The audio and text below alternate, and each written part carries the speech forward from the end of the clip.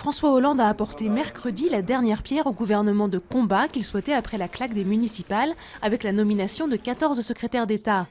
Du côté du Parti socialiste, la succession d'Harlem Désir fait déjà grincer des dents. Pressenti pour le remplacer, Jean-Christophe Cambadélis se prononce pour un vote des militants.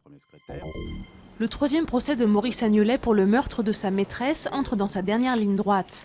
L'ancien avocat saura vendredi quel sort lui réservent les jurés, plus de 36 ans après les faits. Mercredi, le procès a viré au drame familial, une des ex-femmes d'Agnelet menaçant son fils de se suicider alors que celui-ci accuse son père du meurtre d'Agnès Leroux.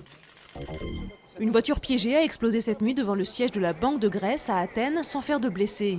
L'explosion intervient alors que le pays fait son retour sur les marchés en lançant sa première émission de dette publique depuis le début de la crise. Un signe de normalisation qui est loin de rassurer tous les Grecs. Des milliers d'entre eux sont descendus dans la rue mercredi pour manifester contre les politiques d'austérité. New Delhi et 13 États de la Fédération aux urnes pour une journée capitale au sein du marathon des élections législatives indiennes. Cette journée s'avère particulièrement cruciale pour le jeune parti AAP, le parti anticorruption, dont la ville de Delhi est le berceau. Le chef de file du parti du Congrès pour ces élections, Rahul Gandhi, a voté dans la capitale, alors que le parti nationaliste hindou de Narendra Modi est donné favori. Bienvenue en Roumanie, pays pionnier de l'apithérapie. Des milliers de patients y sont soignés grâce aux produits de la ruche. Cette femme atteinte de sclérose en plaques a retrouvé la mobilité grâce à des piqûres de venin. Les produits fabriqués par les abeilles permettent aussi de soigner l'acné ou de lutter contre le vieillissement de la peau.